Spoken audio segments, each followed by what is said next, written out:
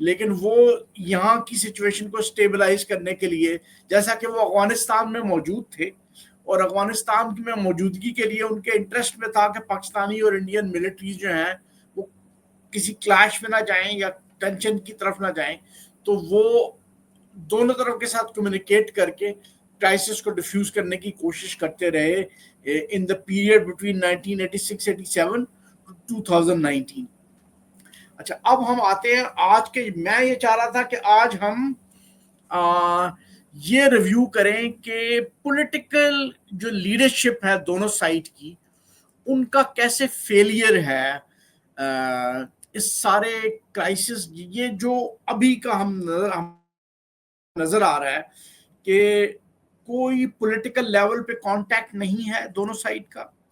Diplomatic جو representation ہے دونوں کے کیپٹلز میں وہ منیمل ہے، کم سے کم رکھی ہوئی ہے، کلچرل ایکسچینج کوئی نہیں ہے، اکنامک ریلیشنز منیمل ہیں، اور پاکستانی ایمبیسی جو پاکستانی ہائی کمیشن جو نیو دہلی میں ہے وہ ویزے ایشو کر رہا ہے لمیٹڈ بیسس پہ انڈینز کو، لیکن انڈین ہائی کمیشن پاکستان میں جو ہے وہ کوئی ویزے ایشو نہیں کر رہا پاکستانیوں کو۔ تو یہ جو کانٹیکٹ جو انٹریکشن ہے نا وہ ملٹری ٹو ملٹری ہے،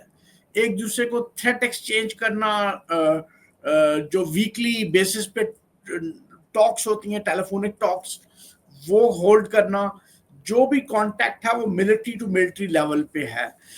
جو پولیٹیکل لیڈرشپ ہے ہمارے ہاں اتنی ویک پولیٹیکل لیڈرشپ ہے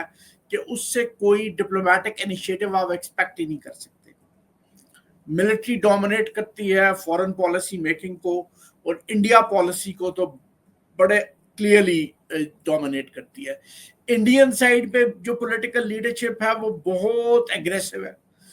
بہت ایگریسو ہے، اور جو انڈین سوسائٹی میں اس وقت وہ ایگریشن پائی جاتی ہے، جو وار ہسٹیریا پایا جاتا ہے، اس کا کریٹر جو ہے وہ پولیٹیکل لیڈرشپ ہی ہے انڈیا کی۔ سب سے خطرناک بات جو مجھے نہ محسوس ہوتی ہے وہ یہ ہے کہ انڈیا میں ہمیشہ سے ایک کانسٹیٹوئنسی رہتی تھی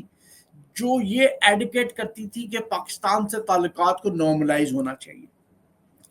اور وہ انٹلیکچوئلز بھی تھے، وہ جرنلسٹ بھی تھے، وہ پولیٹیکل لیڈرز بھی تھے جو ایڈوکیٹ کرتے تھے کہ پاکستان سے تعلقات کو نارملائز ہونا چاہیے۔